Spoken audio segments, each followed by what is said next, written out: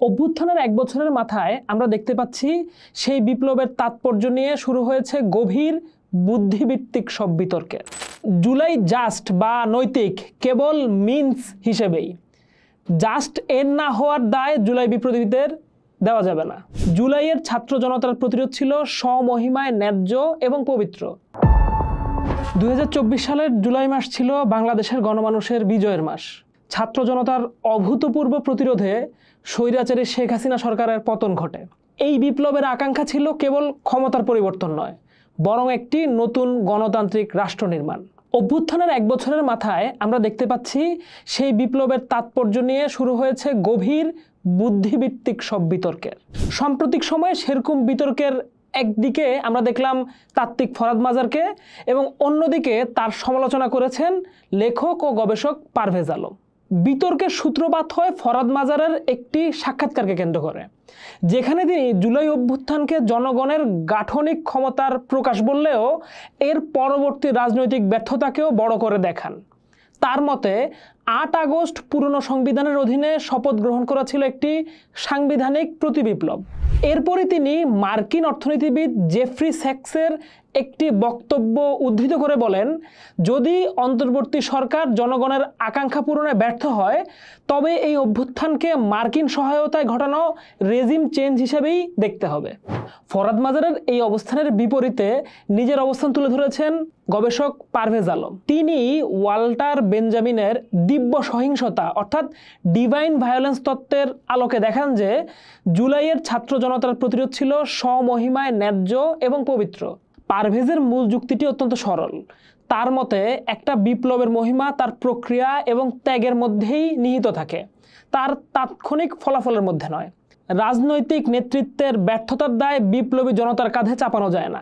তার ভাষায়, জুলাই জাস্ট বা নৈতিক কেবল মিনস হিসেবেই, জাস্ট এর না হওয়ার দায় জুলাই বিপ্লবীদের দেওয়া যাবে না। পারভেজ আলমের এই সমালোচনার জবাবে ফরাদ মাজার পুনরায় একটা দীর্ঘ লেখা প্রকাশ করেন। তিনি দাবি করেন পারভেজ তার বক্তব্য এবং ওয়াল্টার বেঞ্জামিনের দর্শন উভয়কেই ভুলভাবে বুঝেছেন। মজার ব্যাখ্যা করেন যে তিনি যেটাকে জনগণের গাঠনিক ক্ষমতা বলছেন সেটাই আসলে ওয়াল্টার বেঞ্জামিনের দিব্য সহিংসতার রাজনৈতিক রূপ। দুটো একই জিনিস। জনগণ সেই অপ্রতিরোধ্য শক্তি যা আইন ভেঙে নতুন ইতিহাস তৈরি করে, সেটা দিব্য ও পবিত্র। তিনি বলেন তার মূল আপত্তি ছিল এই দিব্য শক্তিকে দমন করার প্রক্রিয়া নিয়ে। 8 আগস্টে শপথ গ্রহণের মাধ্যমে রাষ্ট্র তার নিজের শক্তি, বেঞ্জামিনের ভাষায় আইন রক্ষাকারী সহিংসতা ব্যবহার করে জনগণের সেই বিপ্লবী শক্তিকে নিষ্ক্রিয় করে দিয়েছে। তথাকথিত সংস্কার, রাজনৈতিক বন্দোবস্ত ইত্যাদি হলো সেই প্রতি বিপ্লবী প্রক্রিয়ার অংশ। মজার স্পষ্ট করে বলেন, তিনি জেফ্রি স্যাক্সের উদ্ধৃতি ব্যবহার করে অভ্যুত্থানকে ছোট করতে চাননি, বরং তিনি দেখাতে চেয়েছেন যখন একটি খাঁটি গণ অভ্যুত্থানের চেতনাকে পরিকল্পিতভাবে হত্যা করা হয় এবং জনগণের আকাঙ্ক্ষাকে দমন করা হয়, তখন সেটি বাইরে থেকে দেখতে একটি রেজিম চেঞ্জের মতোই মনে হয়।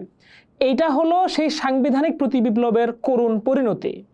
এই বুদ্ধিবৃত্তিক লড়াই থেকে বাংলাদেশের রাজনৈতিক ভবিষ্যৎ নিয়ে কয়েকটা গভীর প্রশ্ন উঠে আসছে। একটা বিপ্লবের মহিমা কি তার মুহূর্তের মধ্যে সীমাবদ্ধ, নাকি তার লক্ষ্য পূরণের মাধ্যমে অর্জিত হয়? পারভেজ আলমের অবস্থান প্রথমটির পক্ষে, আর ফরাদ মাজারের অবস্থান দ্বিতীয়টির ওপর জোর দেয়। অন্তর্বর্তী সরকার কি জনগণের বিপ্লবী আকাঙ্ক্ষার প্রতিনিধি, নাকি তারা পুরনো ব্যবস্থার রক্ষক? মজাহারের মতে তারা প্রতি বিপ্লবের পথেই হাঁটছে।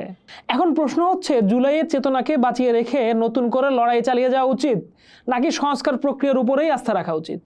আমার মতে এই বিতর্ক অত্যন্ত স্বাস্থ্যকর। এমন বিতর্ক আমাদের করাই উচিত। ফরাদ মাজার আশঙ্কা প্রকাশ করেছেন যে বিপ্লবের শক্তিকে নষ্ট করে ফেলা হচ্ছে এবং এর ফলে পরাজিত ফ্যাসিস্ট শক্তি ও নতুন ধর্মবাদী ফ্যাসিবাদ উভয়ের উত্থানের পথ তৈরি হচ্ছে। অন্যদিকে পারভেজ আলম জুলাইয়ের বিপ্লবী মুহূর্তের পবিত্রতাকে রক্ষা করতে চান, যেন ভবিষ্যতের যে কোনো লড়াইয়ের জন্য তা এক অফুরন্ত প্রেরণার উৎস হয়ে থাকে। দিন শেষে দুজনেই চান একটা গণতান্ত্রিক ও ফ্যাসিবাদ মুক্ত বাংলাদেশ।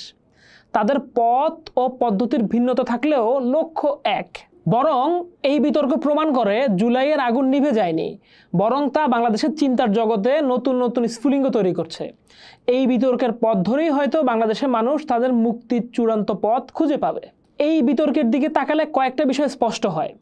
যেহেতু জুলাই একটা ঘটমান বা চলমান প্রক্রিয়া, তাই এই মুহূর্তেই কোনো চূড়ান্ত সিদ্ধান্তে আসা ঐতিহাসিকভাবে সঠিক নয়।